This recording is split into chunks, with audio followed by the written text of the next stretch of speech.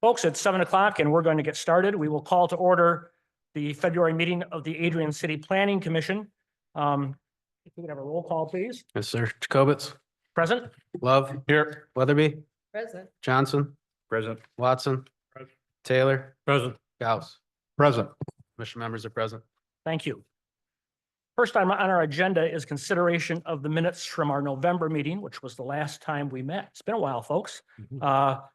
You have copies of those minutes. Are there any additions or corrections to the November 5th minutes? Hearing none, we would entertain a motion for their approval. So moved. Motion from Gauss and support from Taylor. All those in favor, please indicate so by saying aye. Aye. Any opposed? Minutes are approved. Folks, the only official item we have on our agenda this evening is a discussion of the draft zoning ordinance, which we will get to momentarily. We also have couple other items of business because I expect that the discussion of that draft ordinance will be an extended discussion that may take us actually well into the evening. We've got a couple things on the agenda, or not on the agenda, but a couple housekeeping items that maybe we'll get out of the way first. Is there someone here from the woodworkers? Is that John Abbey? Is that Yes, you, sir. John?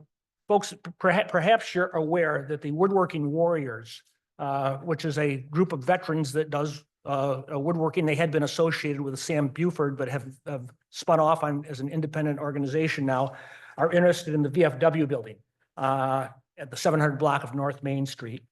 And they're looking for some guidance as to the possibility of using that building for their group. And so, John, if you'd want to step to the podium and identify yourself for our records. And like I said, keep this as short as possible because we've got a lot of ground to cover this evening on other topics. So Greatly appreciated. my microphone's on. Okay, there we go. You'll have to let me know how I'm doing. So far, so good. Thank you so much for welcoming me to the podium here this evening. I'm John Abbey. I'm a U.S. Army Vietnam veteran, class of 1969. I'm a Michigan native.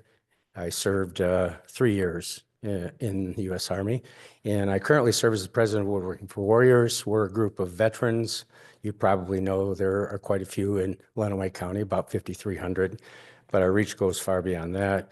We've generated about 300 and some vets who've come forward and participated through Sam Buford in a focused, supportive way, just to learn woodworking, but inadvertently grew into community. So we lost our home there based on their really big success. We're ready to move on our own. We've established a temporary home in Tipton, Michigan through the great generosity of a couple folks there.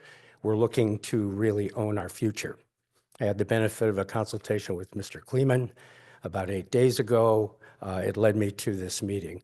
I would just say that we are unique in veterans groups. I'm not saying we're better, we're unique in that as a veterans group, we seek to engage over time veterans in a supportive, clearly creative and safe environment. I'm not criticizing anybody else, but that's what we're doing. We know each other. We welcome any and all veterans and current military as well. So we're looking for a home in VFW has popped up on our radar. I don't want to give away our negotiating strategy, but you're certainly the voice of the city of Adrian. And I was directed by Mr. Kleeman, perhaps I could take a couple minutes of your time. That's why I'm here today. Is there direction or comment you would have about us putting what would in effect be a woodworking studio, hand tools, power tools within that VFW with what we would expect to be a pretty significant upgrade to the building? That's Folks, why that I'm here. property is zoned B2, which is community business, as that current zoning does not permit woodworking shops. It's not one of the enumerated uses there. I would suggest that probably a rezoning is not an option given the surrounding properties there. The possibility of adaptive reuse is one option perhaps for them. It would kind of depend on the intensity of this. If there's going to be, huge amount of traffic or outside equipment. That's things fair like enough. that, probably not, but I'll tell you how we operate now. In order to build community, you have to create some density of veterans. So if we could be open 7 days a week and say, show up when you want to, and we might see each other. The strategy is to be open 2 days a week. We've proven this model already. Open on Fridays and Saturdays, so we catch people who may not be able to come during work. That's community, 9 to 5. Come as you will. Be safe. It's here for you without cost. So what we've experienced is on a couple days a week, we have 20 to maybe 50 veterans over the course of that 8-hour period. Never, that's about what our outer limits would be. Now, I want to be clear, we'd like to grow community. If we find a density of members, say, hey, we're really competing for space here, we'll open another day based on the membership's interest. But it's a service interest that we have. I wasn't expecting to come here and get permission, and I want to be clear about It's that. not going to happen tonight. Yeah, no, I Okay, understand that. I just want you to know I'm calibrated, I think, and recalibrate me if I need to be, about whether there's a possibility to pursue this. Certainly timing. You're, and all you're that. not, it's more of an art studio than a manufacturing facility. Oh, of course, yeah. I mean, you're not making dozens of bird, It's not, say it's bird not houses to production sell. work. It is. It's art, right? I mean, No, I think I'll just leave this with you. Here's some pictures of stuff. we do. Well, and commissioners, I guess what we're looking for here is to give Mr. Abbey a little bit of direction. It would be my inclination to tell him, to suggest to him that he work with Jeremiah relative to adaptive reuse for this property. On the other hand, if a majority of commissioners are saying, yeah, this is not going to be a good idea for this property, then we should let him know that, then save his time. Like I said, my inclination would be to suggest that he get with Jeremiah and apply for adaptive reuse for this property. If that's what you choose, I can help him through that process and get that to you. Folks, commissioners, comments? I like the idea. Yes. yes. Okay, As do I. okay. Then our suggestion to you would be to work through Jeremiah and apply for what's called adaptive reuse, which is a codicil in the ordinance that permits otherwise buildings that aren't necessarily zoned for what you want to use them for, but are otherwise probably functionally obsolete for what they are being used for. I would agree that's an accurate description of Okay. this property. And so get with Jeremiah, and we would be happy to consider a proposal in that regard. I'm extremely grateful and I wish you the very best. Thank I you. would make a couple suggestions Please. when you put this together, because these are going to be my questions. How big of power tools are you using? Are you going to want outside dust collection? There's the noise and the. The answer to the second is no, but yes. Yeah, but that's what I mean. I mean, that's the kind of questions, because if, It is in a neighborhood. it's so in a it neighborhood. is. So, if you're running 4 full-size cabinet saws, that makes a lot of noise. Yeah. And We're not that's the there. kind of thing, but I know No, that. So no, that's it's what I'm only saying. fair. Like, that kind of stuff is what questions I'm going to ask. Anybody else? Thank you, sir. Appreciate No, it. I'm so grateful. Thank you very much. Folks, as I said, the main item on our agenda this evening is a discussion of the draft of the new zoning ordinance. I understand there's at least one person present in the audience that wants to address us on a kind of tangential issue. And again, rather than make you wait for an hour and a half discussion, if you would care to, I don't want to open up the floor to this so that everyone has an opportunity to offer something on this topic before we even get started. But if you would care to step to the podium and identify yourself. I just had a statement I wanted to make about the situation and make you aware of it in case you weren't even aware of it. And your name, please. So Sharon and Ed Hood, we own commercial property in the city of Adrian, zone B1 commercial light industrial. There are 2 adjacent properties that have been on the market since October 24th of 23, and an offer was made on November 22nd of 23. A purchase sale agreement was signed on January 26th of 24. The sale was sabotaged by the city of Adrian. To be specific, the city administrator, Greg Elliott. He was the buyer's contact person.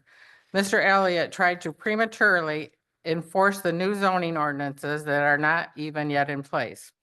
Originally, closing was to be July 1st of 24. Due to due diligence, the buyer asked for 60-day extension. After trying to deal with the city and Mr. Elliott, more extensions were to come. The buyers submitted preliminary plans to the city and they were rejected and told to resubmit them under the new zoning ordinances, which are unknown and not yet in place. The extra cost, the buyer estimated cost, additional cost of it would be $150,000. They've already invested $50,000. Buyer's attorney was not able to have any productive correspondence or discussions with Mr. Elliott. The buyer wanted to build before winter, so it would have been done way before these ordinances were even passed. On January 20th of 2025, our buyer terminated our purchase sale agreement for these reasons mentioned above. We feel the city is hindering our ability to sell this property. We've now lost rental income since September 1st of 2024. This is part of our retirement. We've owned this property for over 50 years and paid taxes. Not only is this hurting us, we feel it has a big impact on the city. This is a big investment for the city, creating tax revenue and jobs. Doesn't the city want new growth? They are making it difficult for business to want to come into the city, making zoning so tough, they will scare off new business, thereby rendering our property useless and it will never sell. So my question to you is, was the city trying to enforce these new zoning ordinance, not even voted in yet, or was Mr. Elliott not communicating this to the rest of the commission and acting on his own? The buyer is still interested if the ordinance is something that they can work with. We are seeking your support to resolve this matter. Please consider these new ordinances seriously before making all these changes. Ms. Hood, where is your property at? Our property is on West Beecher Street. Uh, It is 1332 and 1344 West Beecher. Some which is- context, yeah. It's Dollar a- General it's project. adjacent, Yeah, I don't- What's it adjacent to? it's adjacent to the To the- UAW Oh, okay, Union Hall, okay. now the Adrian Got it, College got it. Rugby. Okay, thank you. It's right Thank you. there. And what is it what is it you're asking us to do, if anything? Well, just because you're the ones that are deciding on these new zoning ordinances, Mhm. just to really consider them deeply before you make all these massive changes that businesses can't afford to come here and build. Okay, thank you. Thank you. Folks, as we get into our discussion, let's keep this fairly informal if we may. I should say that that we have some guests with us relative to this. I believe that we have is Blake Newman from the Michigan Economic Development Corporation with us online, I believe. Yes. Hello, Blake. Hello. Thanks for Nice to having have me. you. And Rachel Smith from the Smith Group is the consultant that assisted on this project. Hello, Rachel. Yes, hi, good evening. I should also say, before we really get started, thanks to Brian Watson and to and to Don. Cindy Beely and to Don Taylor and to Gordon Gauss and to Jay Marks, who served on the ad hoc committee that was helping to review this project. Find my notes here. Oh my, don't tell me I left those. Oh, Jesus Christ. I can't believe I did that. There we go. Find him. Yep, thank you. You know, first, before we get too far into the weeds here, a couple of general comments. We have a number of issues to discuss relative to this proposed ordinance. I think the general approach that has been taken is solid and an improvement over the current ordinance. It's greatly simplified. As we've noted previously, we've reduced the number of pages from over 270 to less than 200. Notably, the use of a use matrix that in the previous prose descriptions or listings, not only reduces the bulk of the narrative, but also is easier to reference. The proposal reduces the number of residential districts from 6 to 4. The industrial districts have been reduced from 2 to 3. It's eliminated a chapter known as the parking district and it's now covered under the development standards chapter. In the current ordinance, overlay districts were defined in the ordinance by enumerating all individual parcels, and in the proposed ordinance, they're defined as part of the zoning map. This is all things that help to simplify the proposed ordinance. I should also note that the ERO district, which was an issue recently, now has a maximum building height of 45 feet, or is proposed as such anyway. With that said, what we're looking at and reviewing tonight is far from being a ready to publish product. There is a lot of work yet to be done on this for a whole bunch of issues. In fact, I'm kind of disappointed that it's not close to being a finished product. I would like us to focus on major issues or omissions. Let's handle any minor matters like cross references or typos and things like that offline, maybe informally later on. Just as an example, though, of the kind of things I think we need to discuss and make sure that we have included in here, I just talked to Mr.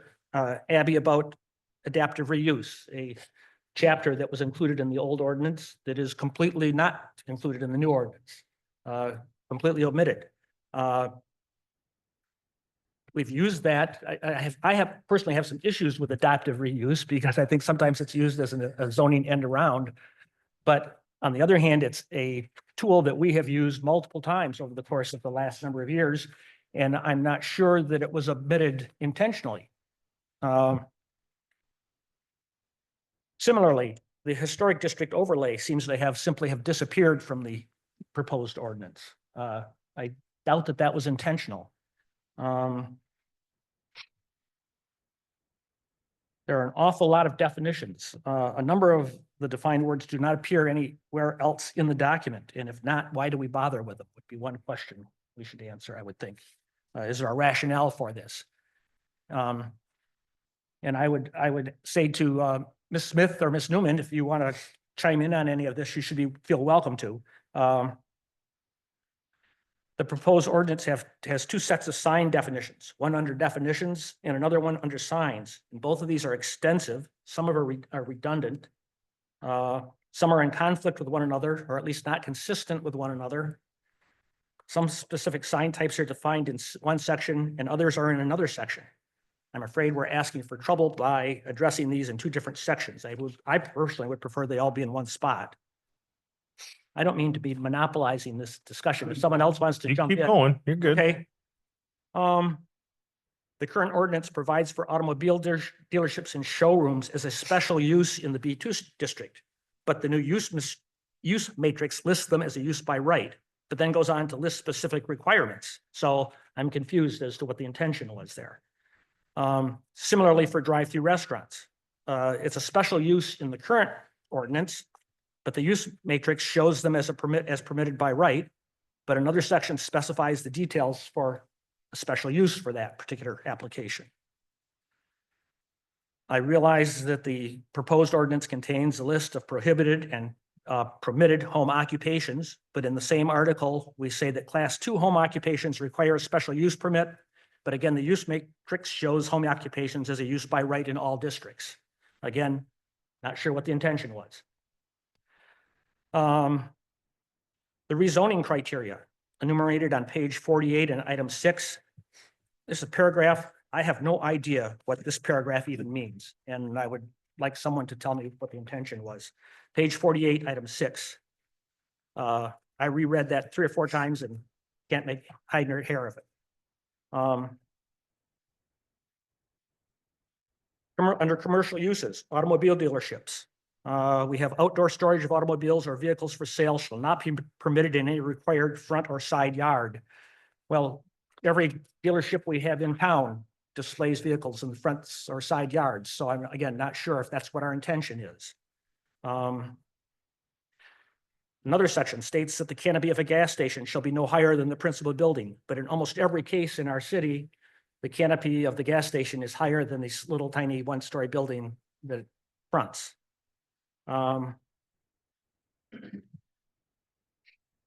Parking areas in residential zones states that any parking space for recreational vehicles must be on a concrete pad. We just reviewed this in the past 6 months and decided not to require concrete pads again.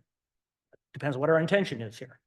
The other stuff I have is mostly minor. Those were some, what I thought were fairly significant inconsistencies or omissions. Anybody else?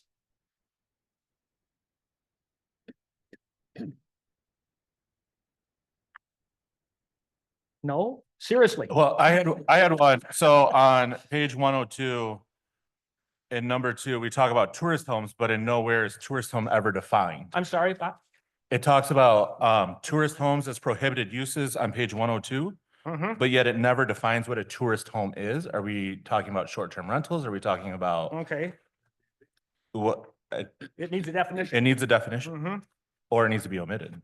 Or omitted, yes, okay. And I think that's what you were talking about, when you were talking about inconsistencies and definitions. Yes, Because several times I leafed back to the front, to the definitions, which I think is great. I love reading definitions. That was great. I know. However, I would be back and then I thought, well, this isn't defined here. yeah, So, yes. well, and in a, And similar inconsistencies you were talking about with sign, I found throughout the documents. yeah, well, And and adult entertainment. The definition is not consistent consistent with what the, with what is redefined.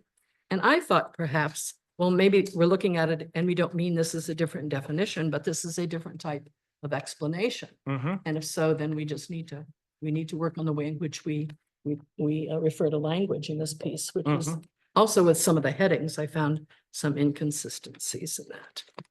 Well, in a similar vein, under the definitions, we say an off-street parking lot, for the parking of no more than 2 vehicles. And you turn the page and there's a definition that's called parking lot / off-street.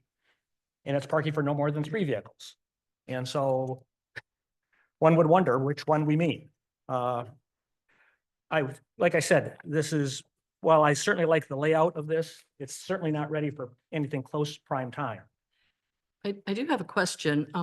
This was my first view of this document, since I was not on the subcommittee looking at it.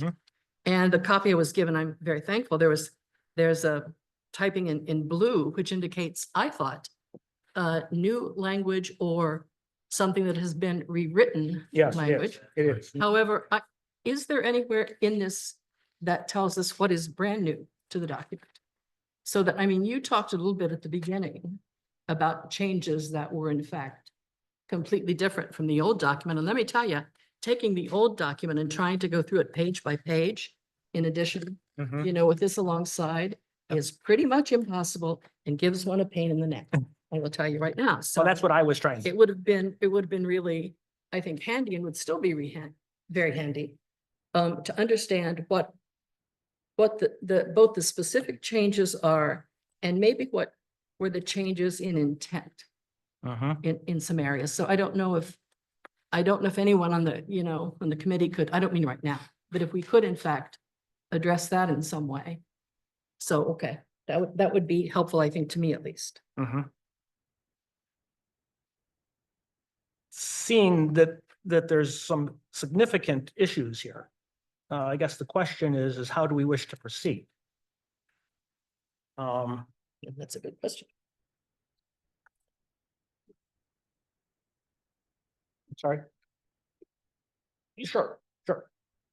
So I think, as for your question to the intent, when Greg and I were going through this the whole time, our intent was to make it more based on the form and function of how everything is instead of the way the old one was.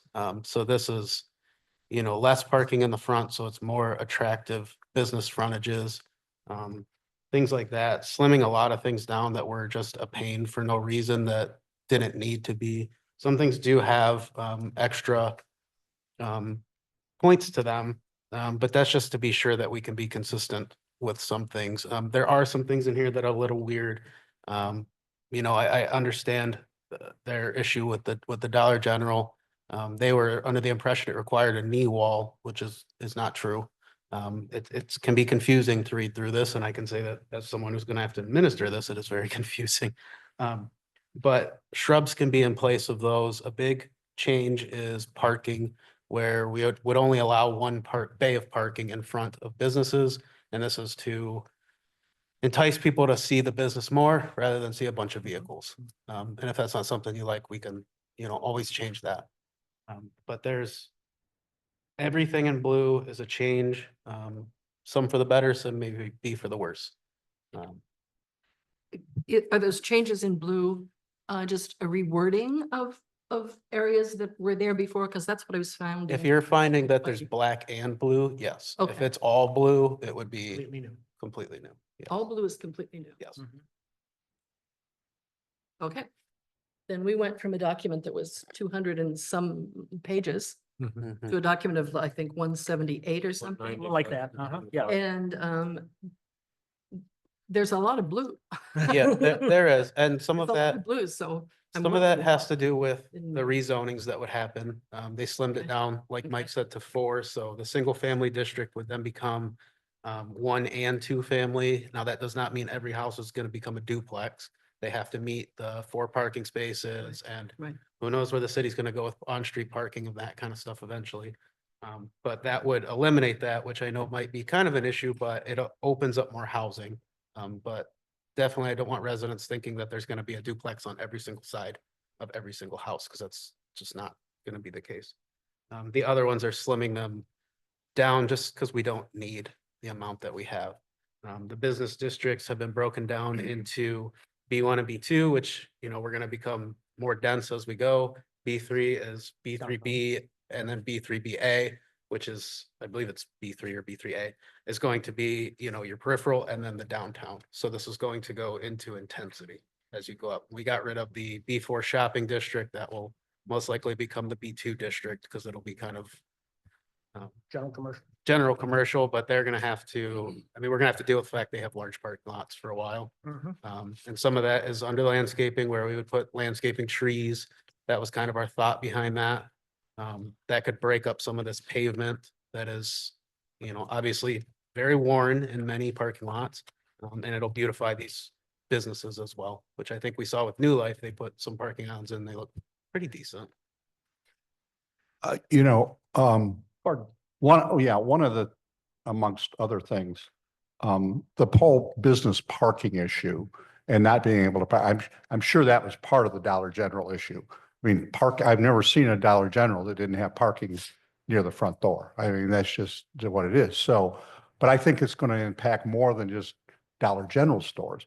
You think, drugstores, you look at Walgreens, you look at CVS, anybody who wants to come, any retailer who's going to want to come or start in the city, the parking issue is going to be a negative. And I'm not sure that that's what we want. I'm not sure that's not what we want, but it's something certainly we need to discuss. Because every strip mall's got parking in front of the thing, and maybe we don't want strip malls, or maybe we do want strip malls. So I think that's something we seriously have to consider. I think part of the goal is to, in the future, avoid the kind of spaces we have on South Main, where the store is set back a quarter of a mile and there's 500 parking spots in front. Right. And there's also, and I agree that most retailers are going to want a few parking spots, or at least a couple rows in the front. But on the other hand, there are up and coming retailers in the Ann Arbor area where the storefront faces the street by about that much, and all the parking's in the back. But And yeah, exactly. No, I agree. So again, my inclination is to gather all of our comments and send them back to the Smith Group for a redo on this. And how would we funnel those comments through? they can be sent to To me. Jeremiah. Yeah, Each of us and I could, individually send through, or should we Well, here's maybe what form a work group we where we, probably need to Narrow some of these identify, down. we need to identify what are the issues that we need to discuss among ourselves? Like, do we want, okay, obviously we want to continue to have a historic district. Do we want to continue to have adaptive reuse? I could make an argument either way, I think. We've used it a lot. I would just prefer not to have it as an option. And things like, just like this parking issue is, do we want it as written in the new proposal, or do we want it to be more lenient, and more similar to what, some businesses do as a practice? And so probably what we need to do is identify, these are the issues for further discussion. These are the issues that simply need to be fixed. And I would be glad to do that. I mean, if people want to forward me their issues, I would be glad to put them into those categories. And then we can either send the ones for discussion back to committee or back here for an additional discussion. I think that's a fair assessment, is to gather what things we need to discuss and lay it out as an agenda items in the next meeting of what we're looking at specifically, like the parking, the historic district, and where we feel those sit and what we want with them. So then we can tailor those discussions. Because I think this discussion is just too broad right now to have any type of concrete discussion. I think there's a lot of thoughts of that, and to narrow those down and to get that, I think this has many more meetings. And I think we need to curtail that and focus that. I appreciate what the committee has done. But I think we do need to focus our discussions instead of saying, here's a huge document, let's spend 3 hours on it. Yeah, you're here. And so sending those to you or sending those to Jeremiah and coming up with agenda items that we can focus discussions on, focus thoughts on, of where that sits, and get those to the Smith Group in a concrete way. Okay. Would it be fair if you guys sent me what you think your highest topics are, and I will create an agenda that can lay them out concisely of this is what everyone wants to discuss, and we can choose how we want to discuss that? Sure.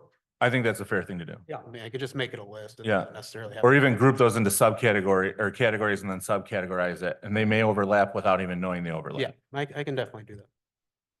Would it be more helpful to have a work session? Where we spend some time kind of like, I'm thinking of these emails going back and forth about maybe. the Well, thing. my goal would be the emails focus a work session. So to have someone compile all the emails Session? and then focus that into a work session agenda. Okay. That would be what I'm Okay, gotcha. thinking right now. You know, I got a wild idea. Not that, oh, well, I get crazy ideas. I would hate to do all these work studies and everything else and come up with what we think is the right plan, then have the public hearing and have developers and other people coming to us say, oh, this is gonna, this isn't gonna work. Mhm. I would like to, as part of the discussion, bring some developers in to have them look at it now, not keep it under wraps, and have them give us some input on what direction we're going and the unintended consequences that the whole rezoning could have. And that doesn't mean we're gonna change our minds, but it would be good to have that input. I think Jason Hess sitting in the back. I'm sure he would have an opinion about some of this stuff and other things. So I mean, I've thrown that out there as something we may want to consider as we move forward with this, but we're far from being finished with this. You're here. You're here. I think that's true. I think that kind of session needs to come after we have a chance to look at this document, though. I think there's much about this document that's very strong. I love the reorganization. Mhm. It reads so much more easily than the old document read. And having spent a lot of years reading that old document, it just does read better. Right. Things are clearer. Absolutely. Now, it's a personal issue for me, and it's not the first time I've encountered it. I'm colorblind. So when I look at the zoning map, I have to ask my wife, okay, so point out where blended residential appears on this Yeah. map. Mhm. I mean, but that's my problem. That's not, our problem as a group. So, Well, folks, it sounds to me then like what we want to do is we want each and every one of us to send Jeremiah, or to me, either way, but better to send him to Jeremiah. I'm leaving town for a few weeks. The major topics that need to be addressed or that we have concerns about or that are inconsistent, kind of things that I was enumerating, and I'm sure there are more. Send them to him. We can prioritize them. We may send them to back either to the old ad hoc committee or to a committee of the planning commission. And identify those that need to come back to the commission for additional discussion.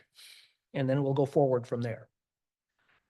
I can say to the folks that, the hoods, that I hope you realize that this is not going to happen. I mean, this new ordinance is not going to be approved. I think I would estimate that we're looking at summer or fall at the earliest.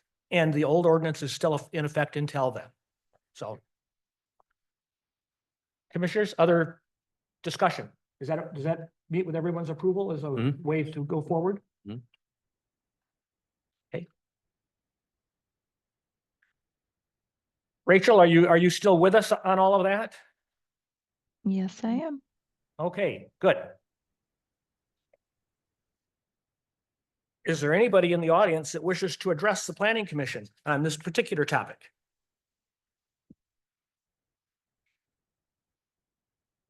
Sir. Good evening, Commissioner Jacobitz and all commissioners. My name is Tim Allshouse, Adrian City resident. What piqued my interest tonight's meeting was the draft ordinance discussion, which you've just had on your agenda. And to provide some support to some friends I recently met, Ed and Sharon Hood. It's been almost a year since I and my neighbors voiced opposition to the Adrian College, yes, the Adrian College Athletic Project. We were told numerous times by many members of this commission we had to approve it as the city currently has no building height restriction in educational zoning. The dome will be 90 feet tall when completed this spring. But we were reassured many times by many commissioners the city is updating their ordinances. In the updated ordinances, there will be a height restriction put into the educational zoning district. So the approval of the dome project was based on your current ordinances. With regards to the Hoods, their recent experience with the city in dealing with the ordinances, they have the property, as they mentioned, a commercial, and that a commercial business was interested in purchasing and erecting the building. The project plans met all, as I understand, all of the current ordinances. But the former city manager presented delays to this proposed project based on future ordinances, not the city's current ones. So unfortunately, at this point, as Sharon mentioned, the party that was interested in their party has backed out. So a question: how does one project, the dome, get approved based on current ordinances, but in the case of the Hoods, their project was delayed and didn't happen based on future ordinances? It seems if their project met the current ordinances, it should have been before this commission for review and a vote. So two projects, both with very inconsistent applications of city ordinances. One approved the dome, the other never got in front of this commission. Thank you very much. Anybody else? Anybody else that wishes to address the Planning Commission on any topic, particularly the zoning ordinance, but on any other topic? Hearing none, we would entertain a motion for adjournment. So moved. Motion from Johnson's, support from Watson. All those in favor, please indicate so by saying aye. Aye. Aye. Any opposed? We are adjourned. Thank you all very much. And please do get your comments, suggestions to Jeremiah in a fairly timely manner.